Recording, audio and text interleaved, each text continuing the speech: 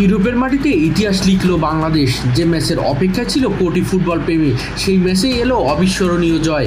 ইউরোপের কোনো দলের বিপক্ষে ইউরোপের মাটিতে প্রথমবার খেলতে নেমে সান মারিনোকে 2-1 গোলের ব্যবধানে হারিয়েছে বাংলাদেশ।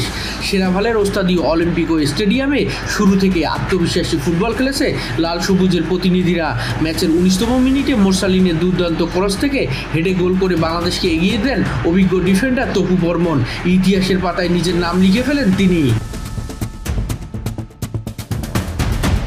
তবে সহজে হার মানেনি সান মারিনো। 31তম মিনিটে নিকোলাস জাকোবেত্তির গোলে ম্যাচে সমতায় ফিরে স্বাগতিকরা। প্রথমার্ধ শেষ হয় 1-1 সমতায়। বিরতির পর নতুন কোচ থমাস ডুলির কৌশলী পরিবর্তন ও আক্রমণাত্মক হয়ে ওঠে বাংলাদেশ। একের পর এক সুযোগ তৈরি করলেও গোলের দেখা মিলছিল না। সময় গড়াচ্ছিল আর ম্যাচ এগোচ্ছিল ড্রয়ের দিকে।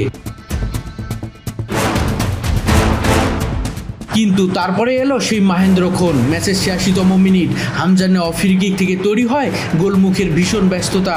বিশ্বনাথ ঘোষের ভলি থেকে উড়ে আসা বল দুর্দান্ত হেডে জালে জড়িয়ে দেন তপু বর্মন। গোল। বাংলাদেশ 2, সান মারিনো 1। দ্বিতীয় গোল করে জার্সি করে উল্লাসে ফেটে পড়েন তপু।